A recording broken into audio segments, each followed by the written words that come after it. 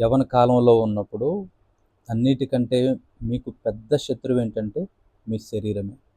సొంత శరీరమే శత్రువు అవుతుంది.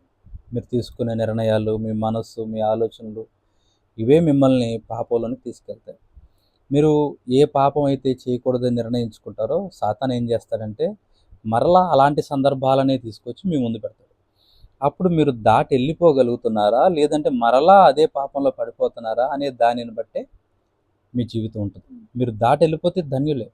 కానీ లేదండి మేము మరలా అందులో పడిపోతున్నాం, ముందుకు వెళ్ళలేకపోతున్నాం అనే సమాధానం మీ దగ్గర ఉంటే నేను ఒక మాట చెప్తాను వినండి. ఒక 2 టిప్స్ చెప్తాను, మీరు పాటించండి.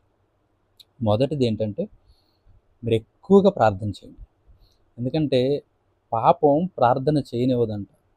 అట్లాగే ప్రార్థన పాపం చేయనివ్వదంట. సో మీరు ఎక్కువగా ప్రార్థన చేయండి. రెండోది ఏంటంటే మీరు ఉపవాసాలు ఉండండి. తరచుగా ఉపవాసాలు ఉండండి.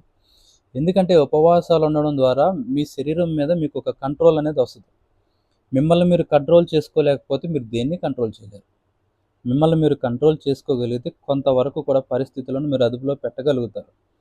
కాబట్టి ఎక్కువగా ప్రార్థన చేయండి, ఉపవాసం ఉండండి. ఈ 2 తరచుగా చేయండి. ఈ 2 రెగ్యులర్‌గా మీరు చేస్తూ ఉంటే మీరు చాలా వరకు పాపాల నుంచి బయటపడడానికి అవకాశం ఉంటుంది. ఎందుకంటే యవ్వన కాలం అనేది మానవ జీవితంలో చాలా శ్రేష్టమైనది. ఈ దశలో ఉన్నప్పుడు మీరు తీసుకునే నిర్ణయాలే మీ భవిష్యత్తు అంతా కూడా నిర్ణయిస్తాయి.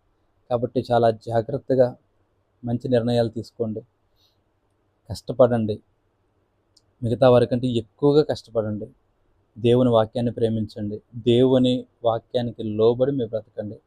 మీ యవ్వన కాలాన్ని జీవవాక్యానికి మీ యవ్వన కాలాన్ని అంకితం చేయండి. దేవుడు గొప్పగా మిమ్మల్ని ఆశీర్వదిస్తాడు. God bless you.